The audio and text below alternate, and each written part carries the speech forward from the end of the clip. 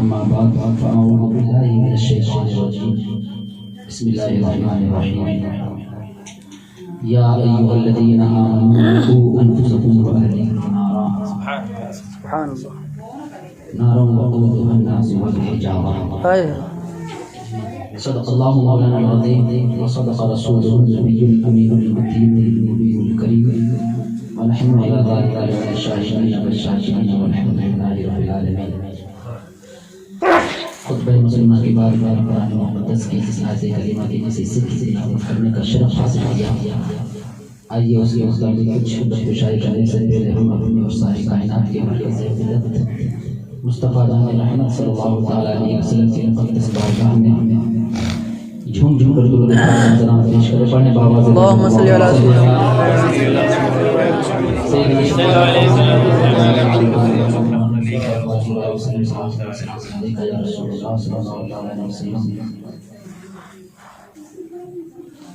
وقت میں اتنی گنجائش نہیں کہ کوئی لمبی چوڑی توڑی آپ کے سامنے کی جائے. بڑے بڑے علماء کرام تشریف رکھتے ہیں آپ کا عزیز ماشاءاللہ اور عمل کرتے ہوئے میں آپ کے سامنے حاضر آیا. ورنہ میں اس قابل تو نہیں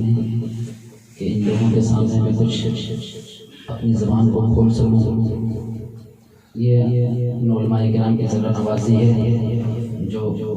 مجھے کھڑا کر دیا کرتے ہیں. اور چونکہ میرے گرو کا دستور بھی ہے، معمول بھی ہے کہ سب کی ایک بار باری آتی ہے. اسی حوالے سے آج میرا ہی نمبر سمجھ لیجیے تو میں آپ کے سامنے حاضر آ گیا.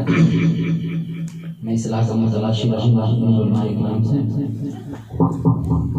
عزیزان ملت اسلامیہ، چونکہ آج کا جو ٹاپک ہے وہ ہے اولاد کی تربیت کس طریقے سے کی جائے. تو یاد رکھیں اس دنیا کے اندر ماں اور باپ کا اولاد کے درمیان اور ماں باپ کے درمیان جو رشتہ ہے یہ ایک ایسا رشتہ ہے کہ نہ کبھی خون کا جو رشتہ ایسا کبھی نہ ہوا ہے اور ایسا رشتہ کبھی نہ ہو سکتا ہے. یہ اتنا اہم رشتہ ہے خون کے اعتبار سے ماں باپ اور اولاد کے درمیان. یہ نہ کبھی ہوا ہے نہ کبھی ہو سکتا ہے. اس لیے کہ ایک ماں اور ایک باپ اور اولاد کے درمیان جو رشتہ ہے وہ بڑا مستحکم رشتہ ہے، بڑا مضبوط رشتہ ہے. محبتوں کی زنجیروں سے بالکل جکڑا ہوا ہوتا ہے. عزیزان ملت اسلامیہ، ماں باپ اور اولاد کے درمیان جو رشتہ ہے سمندر کے پانی کی بوند کو جس طریقے سے الگ نہیں کیا جا سکتا. آپ نے کہا سنا بھی ہوگا کہ اگر پانی لکڑی مار کر کے آپ پانی کو الگ کرنا چاہیں تو آپ پانی کے اندر لکڑی مار کر کے پانی کو الگ نہیں کر سکتے. تو جس طریقے سے سمندر کے پانی کے آپس کے بوند میں جو اس محبت کا جو رشتہ ہے اس سے بھی بڑھ کر رشتہ ماں باپ اور اولاد کے درمیان رشتہ ہوتا ہے. جس طریقے سے سورج کو اس کی کرنوں سے دور نہیں کیا جا سکتا، جس طریقے سے سورج کو اس کی کرنوں سے محبت ہے اس کا جو اتنا مضبوط رشتہ ہے اس سے بھی مضبوط رشتہ ماں باپ اور اولاد کے درمیان ہوا کرتا ہے. جس طریقے سے پھول سے اس کی خوشبو کا رشتہ ہے ویسے ہی ماں باپ اور اولاد کے درمیان کا رشتہ ہوا کرتا ہے. عزیزان ملت اسلامیہ، یہ ماں باپ کے رشتے ہیں اور پھر ماں باپ میں بھی سب سے زیادہ مضبوط اگر اولاد سے رشتہ ہے تو وہ ماں کا رشتہ ہے. ماں اپنے اولاد سے جس قدر محبت کر سکتی ہے دنیا کے اندر کوئی انسان کسی سے اس قدر محبت نہیں کر سکتا. عزیزان ملت اسلامیہ، آئیے میں آپ کو بتاؤں ماں اپنے اولاد سے کس قدر محبت کرتی ہے، اولاد سے ماں کس قدر پیار کرتی ہے. آپ کو میں ایک بات بتا کر میں اپنی بات کو آگے کرنے کی کوشش کروں گا. عزیزان ملت اسلامیہ، ماں اپنے اولاد سے کس قدر پیار کرتی ہے. یہ بات جو میں کہنے جا رہا ہوں امام اعظم ابو حنیفہ کے حوالے سے بھی اس روایت بیان کیا جاتا ہے اور سیدنا حضرت عمر فاروق اعظم رضی اللہ تعالیٰ عنہ کے بھی حوالے سے اس روایت کو بیان کیا جاتا ہے. ایک خاتون جو بانجھ تھی جس کی کوئی اولاد نہ تھی،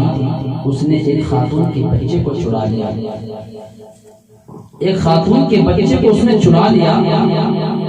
چرانے کے بعد جب وہ خاتون اس بچے کو لے جانے لگی تو جس کا بچہ تھا وہ دوڑی پیچھے، کہا کہ یہ تو میرا بچہ ہے،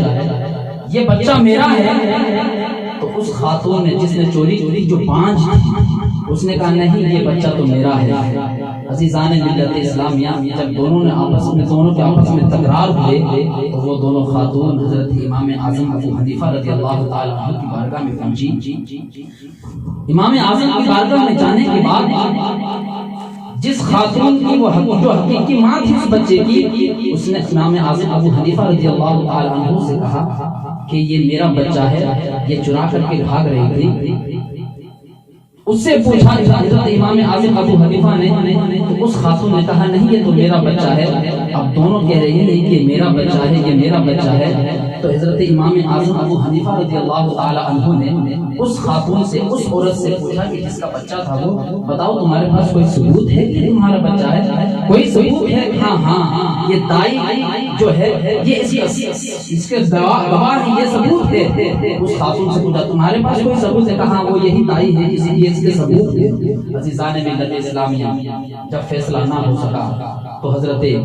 امام اعظم ابو حنیفہ رضی اللہ تعالی عنہ نے ایک تلوار منگائی اور پانچ کی گود میں جو بچہ تھا اس عورت سے اس بچے کو امام اعظم ابو حنیفہ نے دیا اور زمین پر رکھا۔ زمین پر رکھنے کے بعد ہاتھ میں تلوار لی۔ سارے لوگ یہ ماجرا دیکھ رہے تھے۔ وہ خاتون جو بانجھ تھی جس نے اس بچے کو چرایا تھا، اس کے ماتھے پر تو کوئی شکن نہ آیا، لیکن وہ خاتون جس کی وہ اولاد تھی، جس کا وہ بچہ تھا، اس خاتون نے جب یہ دیکھا حضرت امام اعظم ابو حنیفہ کے ہاتھ میں تلوار ہے، بچہ زمین پر لیٹا ہوا ہے، جب اس خاتون نے یہ عالم دیکھا تو اس کی آنکھوں میں گویا کہ خون جاری ہو گئے، گویا ایسا لگ رہا تھا کہ اس کے پاؤں تلے زمین کھسک گئی۔ عزیزان ملت اسلامیہ، وہ عورت حضرت امام اعظم ابو حنیفہ نے اس عورت کو بھی ملاحظہ کیا، اس عورت کی طرف بھی دیکھا اور اس خاتون کی طرف بھی دیکھا۔ حضرت امام اعظم ملاحظہ فرما رہے ہیں، لوگ بھی دیکھ رہے ہیں، لیکن جیسے ہی امام اعظم ابو حنیفہ نے اپنے ہاتھ میں تلوار لی ہے، وہ خاتون جھک گئی، ہاتھوں کو جوڑ کر کے کہنے لگی اے میرے امام،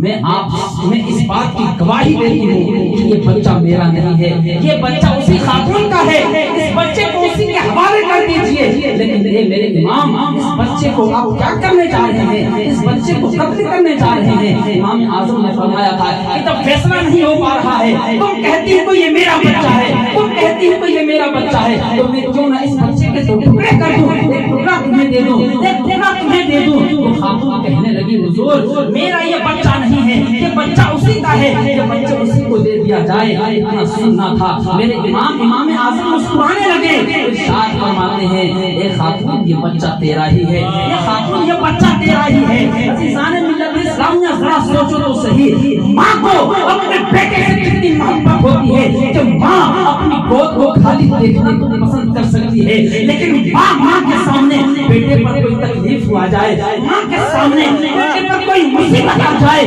ماں اسے کبھی برداشت نہیں کر سکتی۔ عزیزان ملت اسلامیہ، دنیا کے اندر اللہ تبارک و تعالیٰ نے ماں کو جتنی ممتا عطا کی ہے، دنیا کے اندر اللہ نے ماں کو جتنی محبت عطا کی ہے اولاد کے حوالے سے، عزیزان ملت اسلامیہ اتنی محبت اللہ نے کسی کو خون کے رشتے کے حوالے سے عطا نہیں کی ہے، خون کے حوالے سے کسی اور کو عطا نہیں کی ہے۔ عزیزان ملت اسلامیہ، وہ اس لیے کہ ماں جو اپنے اولاد سے محبت کرتی ہے اس میں کوئی ریاکاری نہیں ہوتی ہے، اس میں کوئی دکھاوا نہیں ہوتا ہے، اس میں کوئی مذاق نہیں ہوتا ہے۔ دنیا کی ہر محبت کے اندر دکھاوا ہو سکتا ہے، ریاکاری ہو سکتی ہے، لیکن ماں باپ جو اپنے اولاد سے محبت کرتے ہیں اس کے اندر کبھی ریاکاری نہیں ہو سکتی۔ عزیزان ملت اسلامیہ، اگر چھوٹا بچہ ہے سینے کے کنارے کھڑے ہو جائے اور وہ گرنے کے قریب ہو،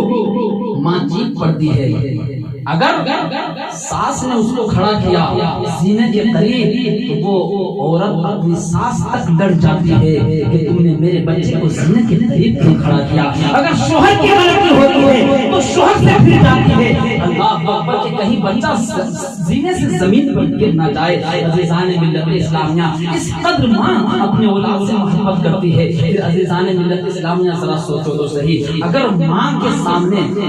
دنیا کے اندر اگر اولاد کو آگ میں ڈالنے کی بات کی جائے کہ تمہارے بچے کو آگ کے اندر ڈال دیا جائے گا تو ذرا سوچو کیا وہ ماں برداشت کر سکتی ہے کہ میرے سامنے میرے بیٹے کو آگ کے اندر ڈال دیا جائے. تو عزیزان ملت اسلامیہ جو ماں دنیا کے اندر اپنے بیٹے کو آگ میں دیکھنا پسند نہیں کرتی, جو ماں دنیا کے اندر اپنے بیٹے کی تکلیف کو برداشت نہیں کر سکتی, جو ماں دنیا کے اندر جو ماں باپ دنیا کے اندر اپنے بیٹے پر جو مشکلیں گزرے اس کو برداشت نہیں کر سکتی, تو اے میری ماں اور اے صاحب اولاد, آج تم اپنے بیٹے کو, آج تم اپنی اولاد کو جہنم کا ایندھن بناتے ہوئے نظر آ رہے ہو. آج تم اپنی اولاد کو جہنم کا ایندھن بنا رہے ہو. وہ کیسے؟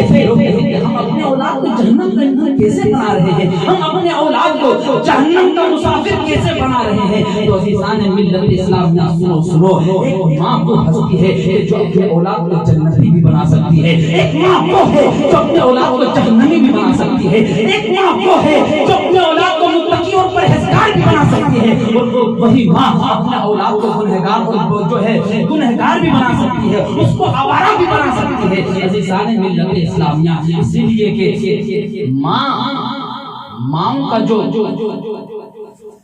نیچر ہے, ماں کا جو اقتدار ہے, ماں کا جو کردار ہے اولاد کی تربیت کے حوالے سے وہ کلیدی رول رکھتا ہے, وہ بنیادی رول رکھتا ہے. اس لیے کہ ماں کی گود یہ اولاد کے لیے پہلی درسگاہ ہے. ماں کی گود کے اندر بچہ جو سیکھتا ہے وہ مرتے دم تک یاد رکھا کرتا ہے. عزیزان ملت اسلامیہ تو وہ جو لوگ اپنے اولاد کو جہنم کے حوالے کر رہے ہیں, جہنم کا ایندھن بنا رہے ہیں, عزیزان ملت اسلامیہ ان کی ذمہ داری ہے. بلکہ قرآن کہتا ہے یا ایھا الذین آمنوا قوا انفسکم واہلیکم نارا وقودھا الناس والحجارہ, اے ایمان والو اپنے آپ کو, اپنے اولاد کو, اپنے اہل و عیال کو اس آگ سے بچاؤ جس کا ایندھن انسان اور پتھر ہے. عزیزان ملت اسلامیہ آج یہ قرآن اللہ تبارک و تعالی ماں باپ کو گویا کہ ذمہ داری ادا کی جا رہی ہے, ماں باپ کو ذمہ دار ٹھہرایا جا رہا ہے کہ تم اپنے آپ کو بھی جہنم کی آگ سے بچاؤ, اپنے اہل و عیال کو بھی جہنم سے بچاؤ. عزیزان ملت اسلامیہ ہم اپنے بچے کی پرورش کب کریں, ہم اپنے بچے کی تربیت کب کریں, جب پیدا ہو جائے تب کریں, جب 5 سال کی عمر ہو جائے تب کریں, جب وہ جوان ہو جائے تب کریں. نہیں عزیزان ملت اسلامیہ آج ہماری یہ فکر بن چکی ہے, آج یہ ہماری سوچ بن چکی ہے کہ ابھی تو ہمارا بچہ چھوٹا ہے, ابھی تو ہماری بچی چھوٹی ہے, جب یہ بڑے ہوں گے تب ان کی تربیت کی جائے گی, جب یہ بڑے ہوں گے تب ان کی جو ہے وہ پرورش اچھے سے کی جائے گی. عزیزان ملت اسلامیہ ایسا نہیں, بلکہ آج عالم کیا ہے, چھوٹا بچہ ہے, چھوٹا بچہ گانا گا رہا ہے تو لوگ کہتے ہیں گانے دیا جائے, ابھی تو چھوٹا بچہ ہے, جب بڑا ہوگا تو پھر اس کو منع کر دیا جائے گا. چھوٹا بچہ ناچ رہا ہے, ماں باپ کہتے ہیں ناچنے دیا جائے, جب بڑا ہوگا تو پھر اس کو سمجھا دیا جائے گا. عزیزان ملت اسلامیہ ایسا نہیں ہونا چاہیے کہ آپ کا بچہ بچپن کے زمانے میں جو غلطی کر رہا ہے آپ اس کو نظر انداز کریں. نہیں عزیزان ملت اسلامیہ, بلکہ اولاد کی تربیت تو اس کے پیدا ہونے سے پہلے ماں کے پیٹ میں کرنے کا حکم آیا ہے کہ جب بچہ ماں کے پیٹ میں ہو اسی وقت سے اس کی تربیت شروع ہو جانی چاہیے. عزیزان ملت اسلامیہ ماں کے پیٹ میں بچے کی تربیت کیسے ہو سکتی ہے, ماں کے پیٹ میں ماں کے شکم کے اندر بچہ ہے اس وقت اس کی تربیت کیسے ہوتی ہے. تو عزیزان ملت اسلامیہ یاد رکھیں, اگر میری مائیں بہنیں پردے میں سن رہی ہو تو وہ بھی اس بات کو خیال سے سنیں. عزیزان ملت اسلامیہ جب بچہ ماں کے شکم میں ہوتا ہے, جب بچہ ماں کے شکم کے اندر جاتا ہے آتا ہے تو عزیزان ملت اسلامیہ جب وہ 4 مہینے کی اس کے جب 4 مہینے مکمل ہو جاتے ہیں, یعنی 3 چلے گزر جاتے ہیں, اس کے اندر جان آ جاتی ہے, پھر وہ بچہ ماں کے پیٹ میں رہ کر کے ماں کی حرکات و سکنات کو دیکھتا ہے, وہ بچہ ماں کے پیٹ میں رہ کر کے ماں کے شب و روز کو دیکھتا ہے, رات و دن کو دیکھتا ہے. عزیزان ملت اسلامیہ ماں کیا کر رہی ہے, ماں کیا بول رہی ہے, ماں کیا کھا رہی ہے, ماں کیا سوچ رہی ہے, اس کا اثر بچے کے دماغ پر پڑتا ہے، ماں جو سوچتی ہے اس کا اثر بھی بچے پر پڑتا ہے۔ اس لیے کہ آج کل جو ہے سائنس نے ٹیکنالوجی نے کی ترقی کی ہے، اللہ اکبر، جب بچہ ماں کے شکم کے اندر ہوتا ہے تو ڈاکٹر کہتا ہے کہ اس عورت کو کبھی ٹینشن مت دینا،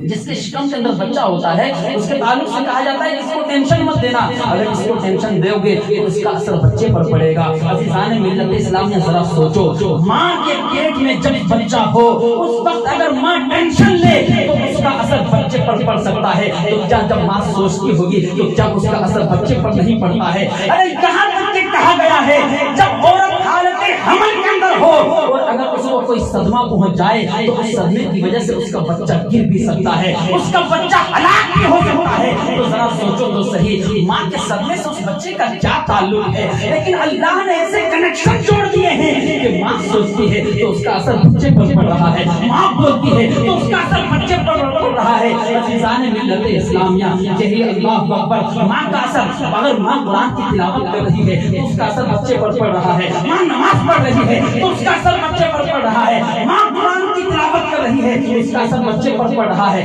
آخری بات کہہ کر کے میں آپ کے سامنے سے منصرف ہو جاؤں گا۔ عزیزان ملت اسلامیہ، اللہ اکبر، ماں کے شکم کے اندر بچے کیسے پرورش پاتے ہیں، ماں کے شکم کے اندر بچے کی کیسے تربیت ہوتی ہے۔ عزیزان ملت اسلامیہ، حضرت خواجہ قطب بختیار کاکی رحمۃ اللہ علیہ، حضور خواجہ غریب نواز کے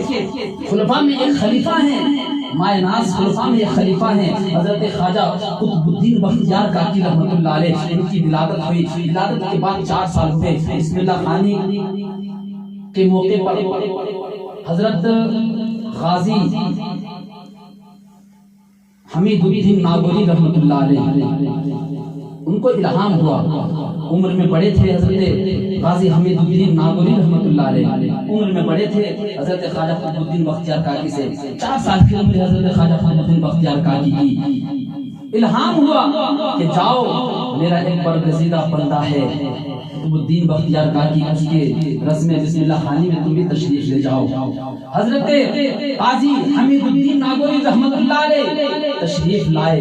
ایک سے پڑھ کر کے ایک اللہ کے ولی اس محفل کے اندر موجود تھے، بڑے بڑے صوفی، بڑے بڑے اولیاء کرام اس محفل کے اندر موجود تھے۔ اس عمر تھی حضرت خواجہ قطب الدین بختیار کاکی کی، ان کو لایا گیا، بٹھایا گیا، اس کے بعد قاضی حمید الدین ناگوری رحمۃ اللہ علیہ نے کہا بیٹے پڑھو بسم اللہ الرحمن الرحیم۔ اس روایت کو امام محمد رضا خان فاضل بریلوی نے المنصور شریف کے اندر نقل کیا ہے۔ عزیزان ملت اسلامیہ،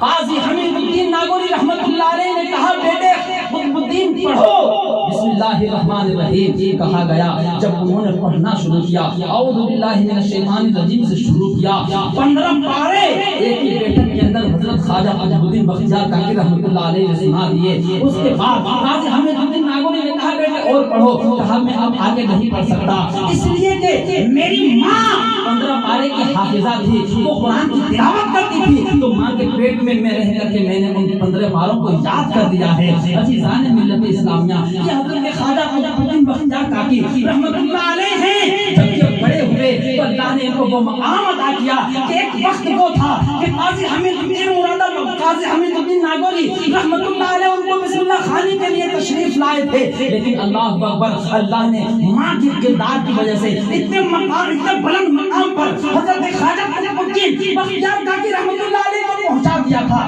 کہ ایک وقت وہ آیا کہ قاضی حمید الدین ناگوری رحمۃ اللہ علیہ خود حضرت خواجہ قطب الدین بختیار کاکی کے مرید بھی ہوئے اور ان کے خلیفہ بھی بنے۔ عزیزان ملت اسلامیہ، جو پہلے استاد تھے بعد میں وہی ان کے جو ہیں وہ مرید بھی ہوئے، ان کے خلیفہ بھی ہوئے، اور پھر ایک وقت ایسا آیا کہ انہی کے قدموں میں آپ مدفون بھی ہو گئے، انہی کے قدموں میں آپ مدفون بھی ہوئے۔ عزیزان ملت اسلامیہ، اس مقام پر کس نے پہنچایا حضرت خواجہ قطب الدین بختیار کاکی رحمۃ اللہ علیہ کو؟ تو کہنا پڑے گا یہ ان کی ماں کی پرورش کا نتیجہ تھا، یہ ان کی ماں کی تربیت کا نتیجہ تھا۔ عزیزان ملت اسلامیہ، آج ہمارے